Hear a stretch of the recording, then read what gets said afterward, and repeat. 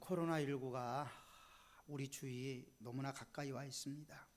그런 가운데서도 지금까지 우리를 생명싸게 안에 보호하신 하나님의 은혜가 앞으로도 늘 함께 하시기를 축원합니다. 그리스도인이라는 것은 무엇일까요? 예수 믿는다라는 의미는 과연 무엇일까요? 우리는 예수를 믿고 교회에 나옵니다.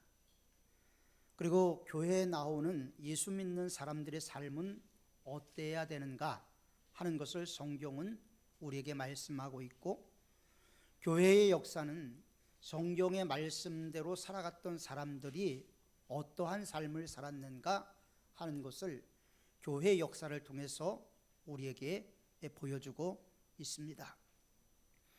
하인리 슐리만이라는 유명한 고고학자가 있습니다. 고고학에 관심 있는 분들은 누구나 그 이름을 기억할 것입니다. 하인리 슐리만은 16살에 아버지가 사준 책 한 권을 읽고 그 당시에 전설이라고 이야기해왔던, 신화라고 이야기해왔던 트로이 전쟁의 현장을 발굴하겠다고 다짐을 합니다.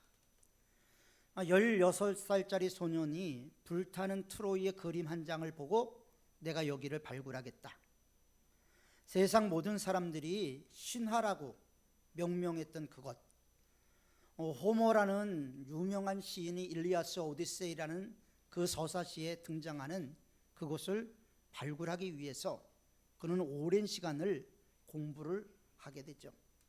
그리고 소아시아의 한 지역을 파기 시작합니다. 1년을 파도 아무것도 나오지 않습니다. 2년을 파도 아무것도 나오지 않아요. 3년을 파도 아무것도 나오지 않았어요. 3년 6개월 정도 팠을 때 한 인부가 삽에 뭔가 턱 걸리는 게 있어서 그것을 손으로 헤쳐봤더니 거기에 헬렌의 미녀의 황금 문장이 나왔습니다. 그리고 이어서 엄청난 금은 보화들이 쏟아져 나왔죠. 세계는 경악했습니다. 이것은 신하고 전설이라고 이야기했던 그 역사가 그곳이 역사적인 실체로 증명이 되었기 때문이죠. 신화라고 이야기했던 것이 증명됐죠. 예수 그리스도는 우리가 신화라고 이야기하는 분들도 있지만 신화라고 이야기할 수 없는 게 1세기의 역사학자였던 요세푸스는 예수님이 실제 존재했던 인물이었음을 그의 책에서 기록을 하고 있습니다. 그리고 예수님의 제자들의 행적에 대해서까지도 기록을 했습니다. 신화가 실제로 드러나타나는데 예수님은 실제로 존재하셨던 분이라는 것을 요세푸스뿐만 아니라 헤로도투스라는 역사학자도 증명을 하고 있습니다. 그리고 우리는 그 예수님을 믿는 사람들이죠. 그렇다면 예수 믿는 사람들은 어떻게 예수님을 믿어야 되는가? 우리가 이 세상에서 어떻게 참다운 그리스도인의 삶을 살아낼 수 있는가 하는 문제에 대해서 우리는 늘 고민을 해야 합니다. 이 세상을 성경은 싸움터라고 이야기를 합니다. 영적인 전쟁터라는 것이죠. 우리 삶에는 크고 작은 싸움들이 일어납니다. 공부하는 학생들은 놀고 싶은 것과 싸워야 되고, 좀 더 자고 싶은 것과 싸워야 되고, 어디든지 책상에 앉아서 한 자라도 더 봐야 되는 자신의 욕망과 싸워야 하죠. 적당히 노는 것도 필요하긴 합니다만 이것이 너무 지나쳐도 문제가 되겠죠. 건강한 생활을 위해서는 또 자기와 싸움을 합니다. 음식을 절제해야 되고 적당한 운동을 해야 하죠. 그럼에도 불구하고 이론으로는 알고 있지만 잘 지켜지지 않는 것이 우리의 삶 속에는 너무나 많이 있습니다. 건강에 위험을 받는 사람들이 건강을 위해서 이렇게 하면 건강해질 수 있다는 걸 알면서도 쉽게 그것을 행하기는 참 어렵죠. 싸움이라는 거예요. 그리스도인 역시도 이 세상에서 참다운 그리스도인의 삶을 살아내기 위해서는 끊임없는 싸움을 해야 되는데 이 싸움을 방해하는 게 있어요. 우리가 참다운 그리스도인의 삶을 살아낼 수 있도록 노력하는 가운데서도 우리를 방해하는 것들이 있는데 그것을 우리는 본능 또는 욕망이라고 이야기를 합니다. 그리고 그 본능은 욕심으로 드러 나타나게 되죠. 사람들은 보통 이것을 네 가지로 이야기를 합니다. 물욕, 명예욕, 식욕, 정욕, 이 네 가지를 이야기하죠. 그런데 이 모든 것이 우리에게 없어서는 안 되는 것들입니다. 우리는 이것을 배제하고 불교처럼 산에 올라가서 이 모든 것을 끊어버리고 그렇게 하는 게 아니고요. 이 모든 것이 우리에게 있어야 된다는 것을 인정하면서 우리는 이 세상에서 지나치지 않는 삶을 살려고 노력을 하는 것이죠. 만약 물질에 대한 욕심이 없다면 역사는 망합니다. 공산주의가 바로 그거예요. 공산주의는 왜 몰락했습니까? 바로 치명적인 문제가 사람에 대해서 욕심이 있다는 것을 인정하지 않았어요. 똑같이 주면 된다라고 생각했기 때문에 몰락이 되어버리고 말았죠. 물질에 대한 본능은 다 가지고 있는 것입니다. 명예욕도 마찬가지잖아요. 명예욕이 없다면 이 사회의 질서 유지는 어렵게 되겠죠. 건강한 사회가 되는데 어렵습니다. 식욕도 마찬가지죠. 지나치면 비만이 될 수 있지만 이것을 적당히 잘 육체를 위해서 사용할 때 몸이 건강해질 수가 있기 때문입니다. 그래서 우리는 싸움을 하고 있는 것인데 가장 중요한 싸움은 우리에게 있는 욕망에 대한 네 가지 문제를 놓고 싸우는 것보다 더 집중해야 되는 것이 영적인 싸움이라고 성경은 우리에게 말씀하고 있습니다. 이 세상에 실체했던 예수 그리스도, 그 예수 그리스도께서 예수 믿는 사람들이 어떻게 살아야 될 것인가, 사도 바울을 통해서 오늘 우리에게 들려준 말씀이 바로 그런 이야기죠. 본능과 욕심을 잘 다스려야 됩니다. 이것을 배제하는 건 아니고요, 다스리는 것이 필요하다는 거죠. 잘 다스리지 못하면 우리 삶에 문제가 생겨납니다. 모자라도 문제, 넘쳐도 문제. 그렇기 때문에 잘 다스리는 것이 필요한데 물욕이 지나치게 되면 온갖 죄를 짓습니다. 디모데전서 6장 10절에는 돈을 사랑함이 일만하게 뿌리다. 돈을 사랑하는 것이 나쁜 것은 아니다라고 성경은 인정을 해요. 그러나 그것을 너무 집착하고 거기에 집중하게 되면 1만 가지 악의 뿌리가 된다는 거예요. 그리고 마지막에는 뭐라고 말하냐면 이것을 사모하는 자들은 믿음에서 떠나 근심으로 자기를 찌른다. 그러니까 하나님을 사랑할 것이냐 재물을 사랑할 것이냐의 문제에서 하나님을 더 사랑해야지 하나님보다 재물을 더 사랑할 때는 결과가 어떻게 나오냐면 이것은 성경 말씀입니다. 믿음에서 떠나.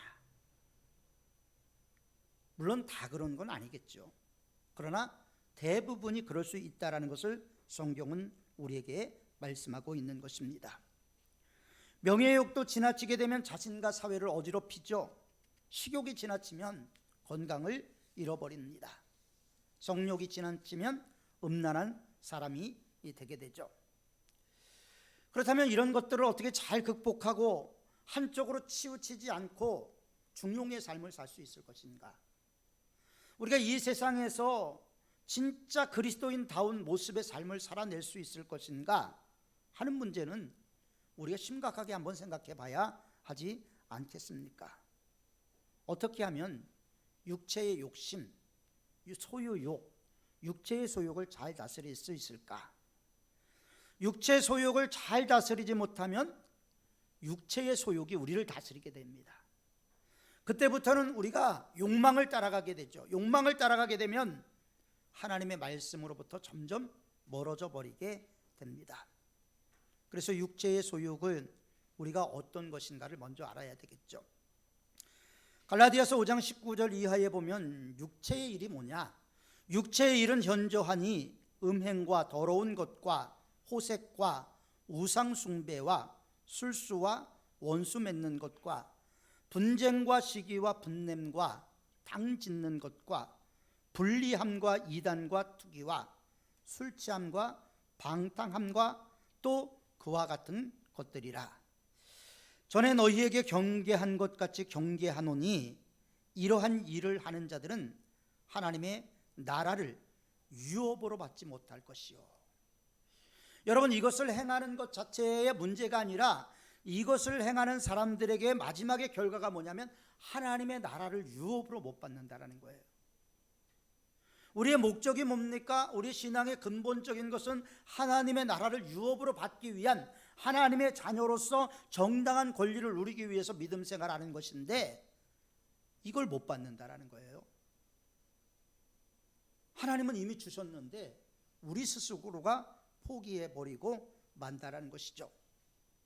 그래서 육체의 소욕을 다스리지 못하면 육체의 소욕이 우리를 다스리게 되고 온갖 추악한 것이 우리의 삶 가운데 이루어지게 되고 더 심각한 것은 하나님의 나라를 유업으로 받지 못한다라는 것입니다.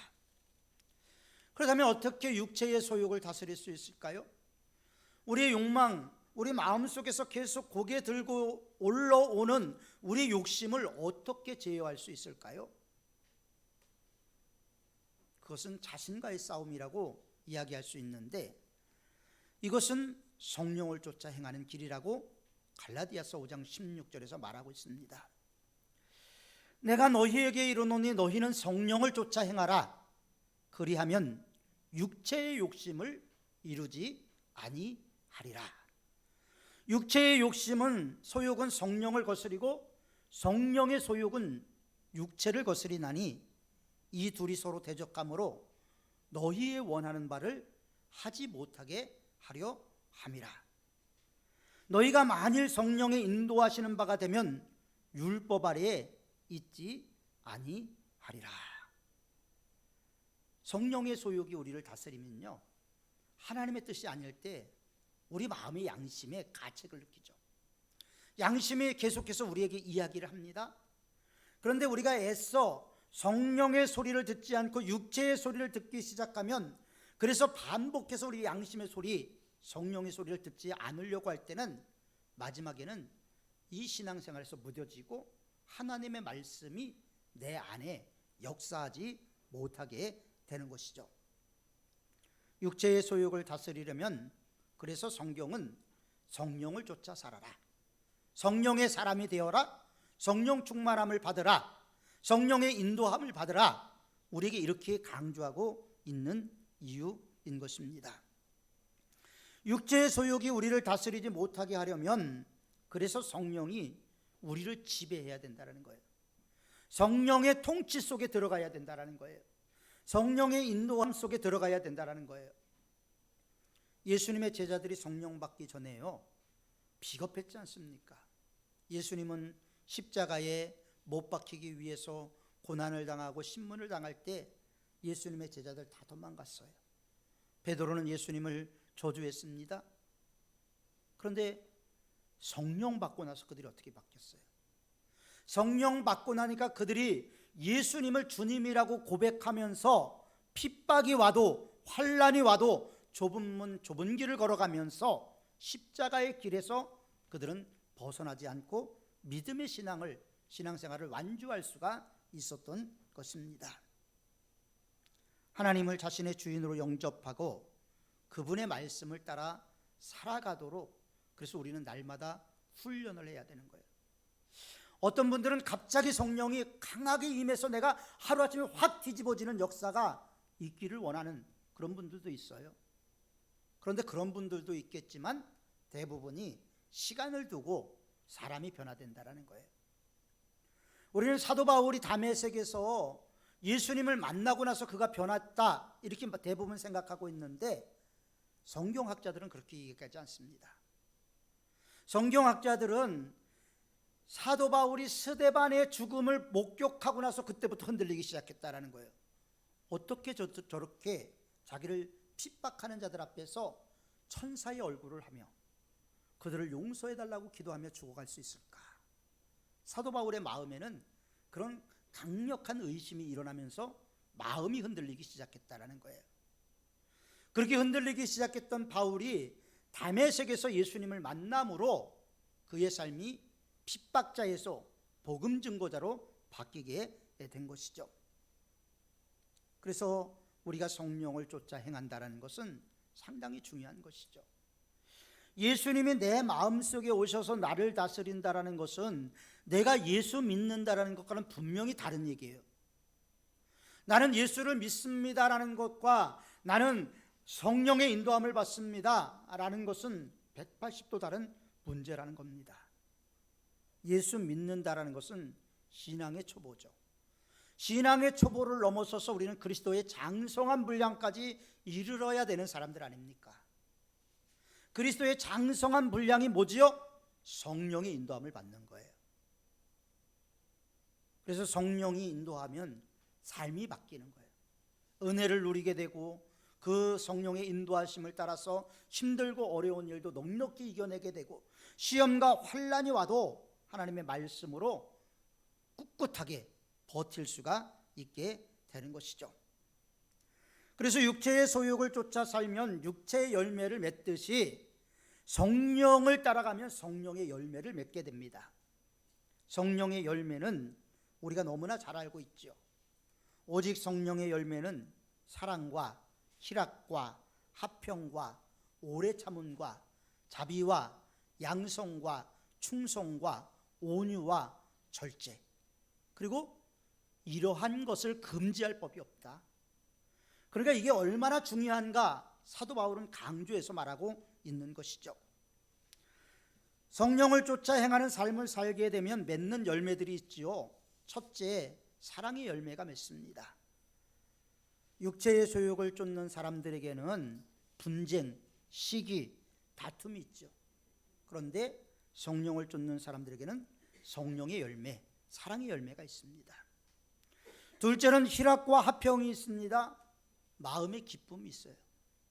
왜 우리가 이 세상을 살아가면서 그리스도인의 삶을 살아가면서 우리들의 마음속에 기쁨이 없고 평안이 없습니까? 그 이유는 우리 안에 성령이 역사하지 못하고 있다는 거예요. 우리 스스로가 성령을 제한하고 있다는 증거가 되는 것이죠. 그래서 육체의 욕심은 분냄과 다툼이지만 성령의 열매는 희락과 화평이 되게 됩니다. 그리고 세 번째는 오래 참음이 이루어지게 되죠. 성령 충만한 사람들에게 어려움이 없겠습니까? 똑같아요. 세상 사람들이 당하는 어려움을 당할 수 있어요. 성령의 열매는 열매를 맺는다고 어려움을 안 당하는 것 아니지만 성령의 인도함을 받는 사람들에게는 어려움 가운데서도 소망을 누릴 수가 있게 되는 것이죠. 왜냐하면 성령의 열매 중에 하나가 인내잖아요. 인내하는 삶을 살게 됩니다. 육체를 쫓아 살아가는 사람들에게는 믿음이 없기 때문에 인내하지 못하기 때문에 소망이 없는 거예요. 우리는 소망을 갖고 이 세상을 살아갑니다.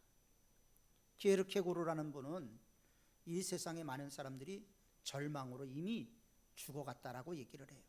그래서 절망은 죽음에 이르는 병이다, 이렇게 아주 책을 냈어요. 그렇다면 절망이 죽음에 이르는 병이라면 희망은 뭘까요? 생명에 이르는 법이지 않겠습니까?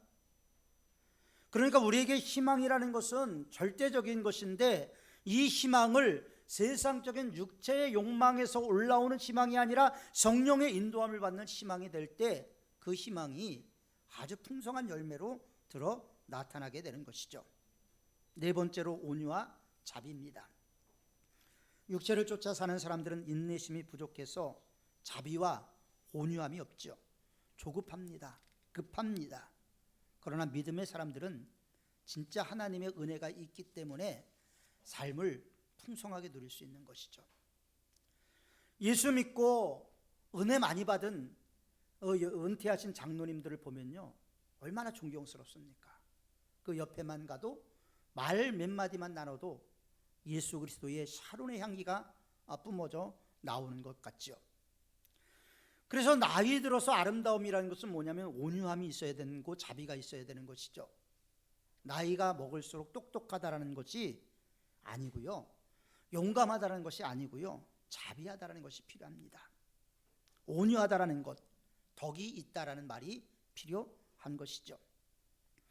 그러나 육체의 소욕을 쫓아 살게 되면 추하게 늙습니다.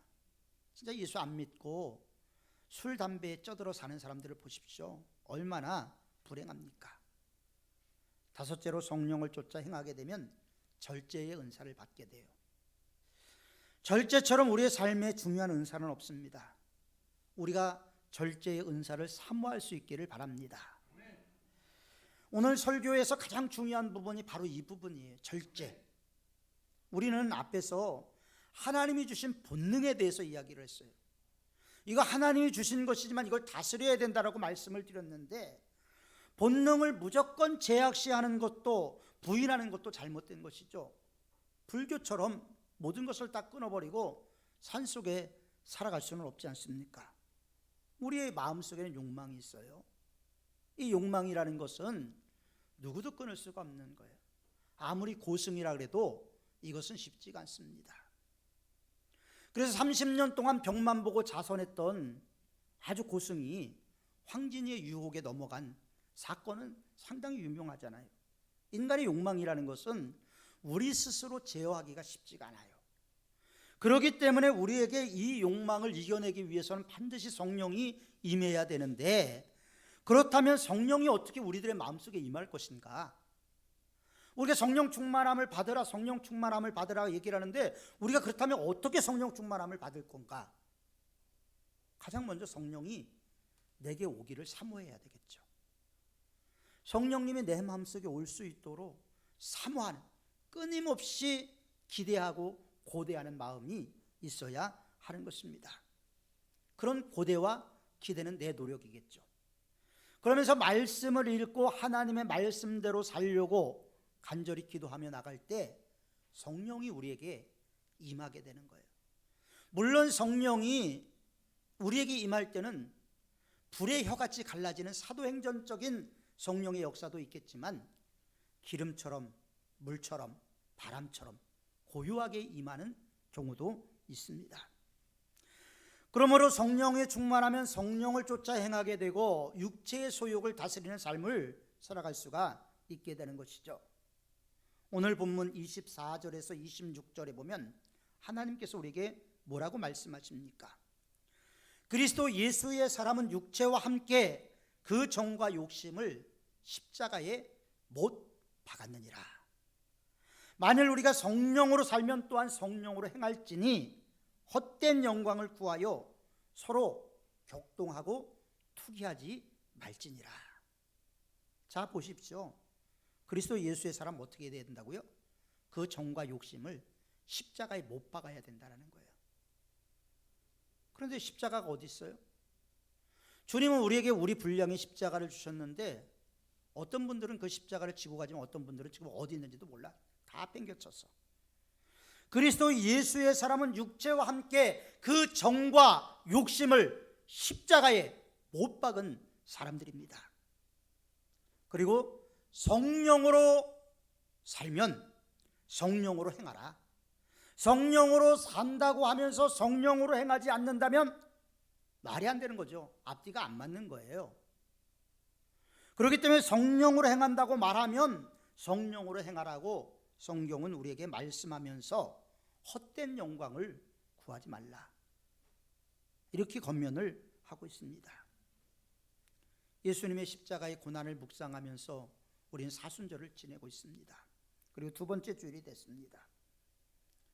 진짜 예수님의 고난, 그 고난이 멀리 있는 남들을 향한 고난이라고 느껴지면 우리 신앙은 이미 멍든 거예요. 병든 거예요. 그 고난을 생각하면서 그 은혜에 동참할 때 우리가 그리스도의 영이신 성령께서 우리를 다스리게 되는 것이죠. 그래서 예수님의 고난과 십자가, 이것이 우리에게 삶에는 너무나 중요한 것입니다. 이레니우스라는 유명한 교부는 그렇게 얘기를 했어요. 하나님과 인간 사이에는 사다리가 있어서 그 사다리를 하나하나 타고 올라가고 하나님과 늘 교제를 했는데, 아담과 하와의 범죄로 말미암아 첫 번째 사다리가 망가졌다라는 거예요. 그래서 하나님과의 교제가 단절됐고, 그 망가진 첫 번째 사다리를 밟고 올라갈 수 있는 역할을 만들어준 분이 예수 그리스도다, 그렇게 얘기를 했습니다. 그러니까 예수 그리스도가 없이 하나님 앞에 나갈 수가 없고, 하나님 앞에 나가지 않은 사람에게 성령의 충만함은 존재하지 않는 것이죠. 구주와 함께 육체와 정과 욕심을 십자가에 못 박아야지 그리스도와 함께 살아갈 수가 있는 것입니다. 그리스도의 사람은 육체와 함께 그 정과 욕심을 십자가에 못 박은 사람이라고 성경은 우리에게 말씀하고 있습니다. 제 얘기가 아니에요. 이 얘기는 갈라디아서의 거의 핵심적인 말씀입니다. 예수 그리스도를 온전한 자신의 구주로 영접하고 성령으로 쫓아 행하는 사람이 되어야지 육체의 소욕을 이길 수 있는, 그 싸움에서 승리할 수 있는 길이 열리게 되는 것입니다. 육체의 소욕을 다스리려면 진정 성령의 능력을 힘입어서 하나님의 전신갑주를 입고 나가야 하는 것이죠. 사도 바울은 바로 그와 같은 자신의 싸움에서 승리한 삶을 살았던 사람이에요. 그는 자신을 그리스도 예수와 함께 십자가에 못 박고 성령을 쫓아 행함으로 승리하는 삶을 살았던 사람이었습니다. 그는 자기가 그렇게 살고 자기의 삶의 고백을 이렇게 했습니다. 갈라디아서 2장 20절 말씀입니다. 내가 그리스도와 함께 십자가에 못 박혔나니 그런즉 이제는 내가 사는 것이 아니요 내 안에 그리스도께서 사시는 것이라. 내가 육체 가운데 사는 것은 나를 사랑하사 나를 위하여 자기 자신을 버리신 하나님의 아들을 믿는 믿음 가운데 사는 것이라. 이렇게 고백을 했습니다. 사도 바울과 같이 예수 그리스도와 함께 자기 자신을 십자가에 못 박고 성령을 쫓아 행하는 삶을 살아가는 삶이 되므로 육체의 소욕을 이기고 성령의 사람으로, 하나님의 사람으로, 영의 사람으로 우리가 세워져야 하지 않겠습니까? 예수 믿는다라는 게 뭡니까? 예수님이 우리 구주라는 것이 무엇입니까? 그냥 말로만이 아니라 우리의 삶으로 그분이 내 구주요 나는 그분을 닮아가는 제자라는 것을 우리 삶으로 증명해내야 하지 않겠습니까? 사순절 기간 동안 주님을 좀 더 가까이 하고 성령의 충만함을 받을 수 있도록 말씀을 묵상하고 기도하고 하나님의 은혜를 사모하는 우리 모든 사문의 성도들이 다 되시기를 주님의 이름으로 축원합니다. 기도하겠습니다.